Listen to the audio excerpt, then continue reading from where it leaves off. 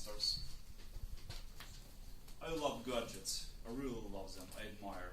I wear it. I have a lot of them.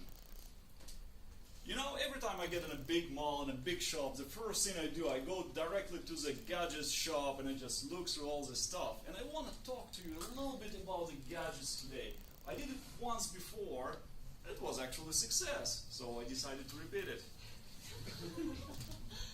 Apple, the first company, first product you normally see in most of the shops. And they say, you know, our product is amazing. Probably yes. And they say our system is very secured. But look from other perspective, you know, these guys are developing a car. You know? I bet they will install Windows there. When, I think in 2010, I bought my very first iPad. I looked on that and think, why I really need this big iPhone? I just look from all perspective, and then I come out with understanding it's really for you to be more visible because iPhone is too small, and iPad is a big one. And if someone remember, the first cover for iPad had an Apple logo on it.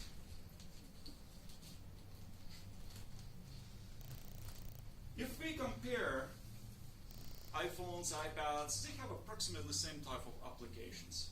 And you know what I do? When I go to the App Store, I look to the applications and I read what people say about this. And I was very amazed about one comment. The guy said, you know, it was an application called Bible. And he said, you know, it's amazing, guys. I installed this application. 2 months later it said, hey, you need to update it. Update with what?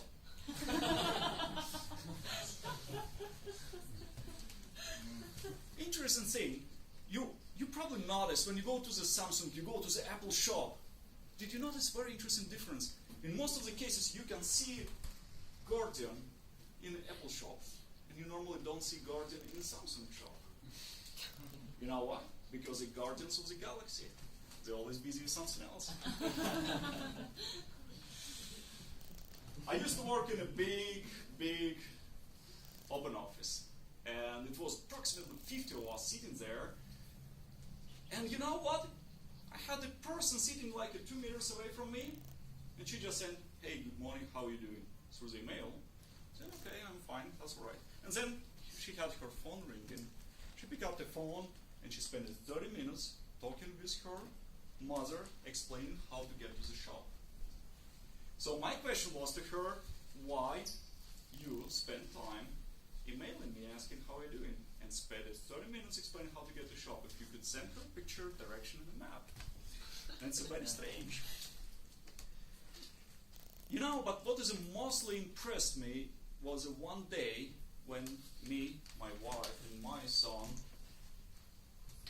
had a supper in a very good restaurant. And I've been sitting and we discussed and talked, and I observed a pair, young pair. And it was a date, obviously. He brought in nice red flowers, roses.